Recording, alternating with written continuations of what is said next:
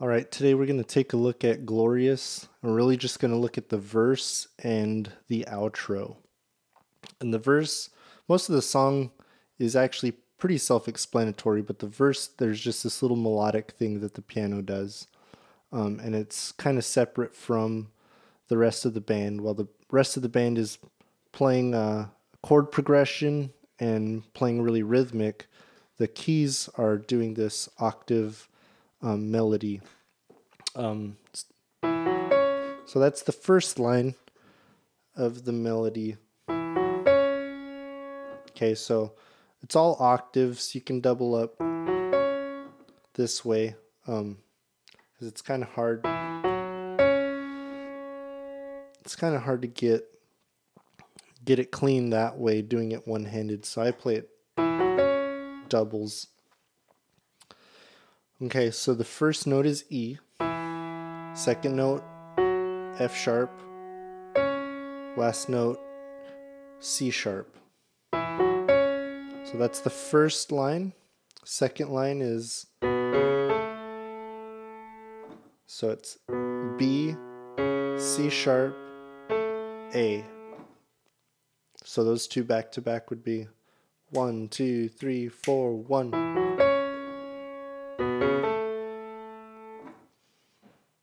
Okay. So the next one would be, and that is G sharp, A, E.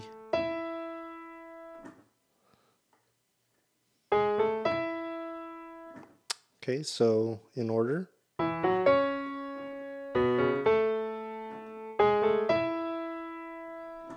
Okay, and just so you know, you guys can't see, but I am pushing my sustain pedal when I hit the last note of a sequence. So on this first one, I would sustain on the C sharp, so I'd go. The next one, holding sustain. Okay. And this last one is much like the second line, except that it doesn't sustain at the end. It kind of has a little run off. So okay, so we do just like the second one, B, C sharp, A, and then we just do this little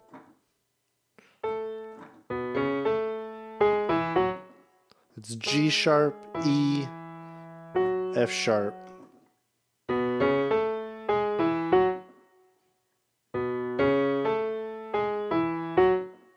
Okay.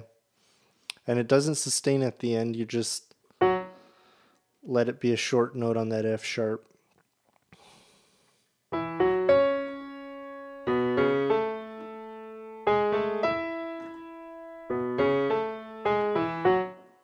Okay. All right, so then it repeats before it ends. It repeats those first two. Okay. So we go.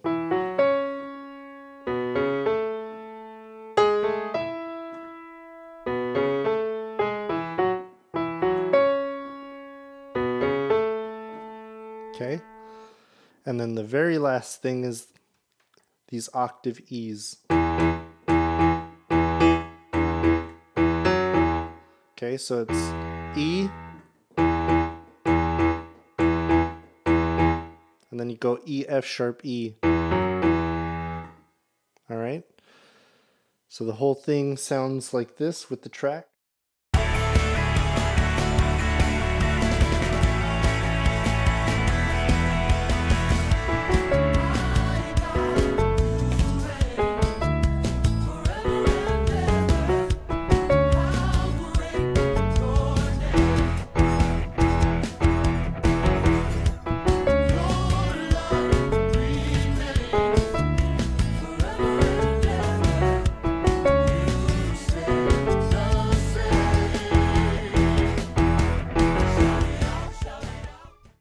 Then it would be going into the pre-chorus.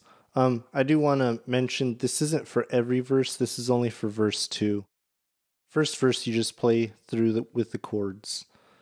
It's real pretty basic.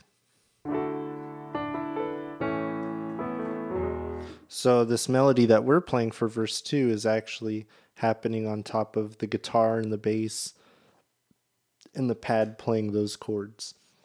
So like I said, that's pretty self-explanatory, so we're not going to go into much more of the song other than the two parts that we're here to talk about today.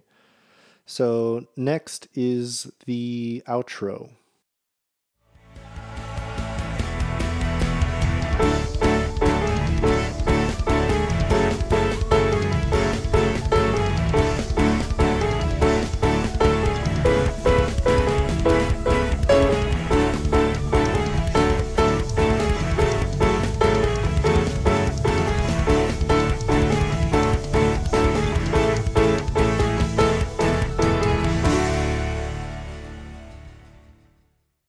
Okay, so the outro is actually in a 7/8 time.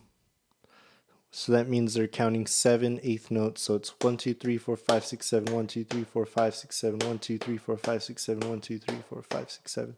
And so it's actually easy to hear because you're going to be playing your chords and your melody with the drums.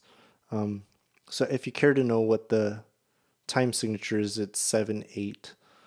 If you don't, doesn't really matter so long as you can feel the changes. So the outro starts, left hand is going to be on a D major. And then your right hand is just doing this little melody, and your thumb always stays on E, but your top of the chord is actually going to change. Okay, and you just play your left hand with each note of the melody of the outro. Okay, and your right hand will, for the most part, will stay here. It varies a little bit, but for the most part, it's just going to stay right there. Okay, so that's the first part of the outro. Next part is same thing on your right hand, but your left hand's going to change to an F sharp, inverted F sharp minor chord. Okay, and really all it is your pinky goes from D to C sharp. So we're going.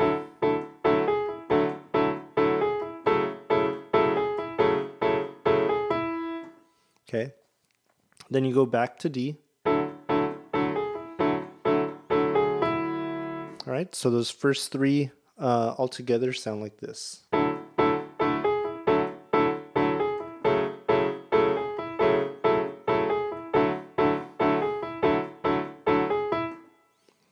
All right, the next chord is going to be an A, but it's an inverted A. So from D, our pinky goes down to C sharp, just like the F sharp, but our middle finger is going to go down to E.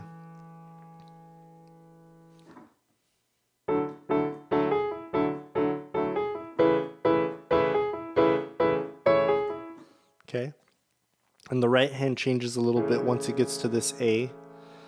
The right hand is going to play B instead of the A here. You're going to go, and you're still going B, G sharp, E. Okay, and then the last little lick is going to go C sharp, G sharp, E. So on that A, it looks like this. Okay, go back to D, F sharp, D. Okay, so then the very end of this whole thing, we switch to A. I'm talking left hand because our right hand's staying where it's at. And you can use this inverted A that we used earlier so that your left hand doesn't have to move so far. Then Then we go to E, then end on a D. And I like to do this grace note when I ending a song is little flip from E to F sharp. Okay. So slowly the whole outro sounds this way. In case you didn't understand the sequence, I kind of just split it up into parts. But here's the sequence in order.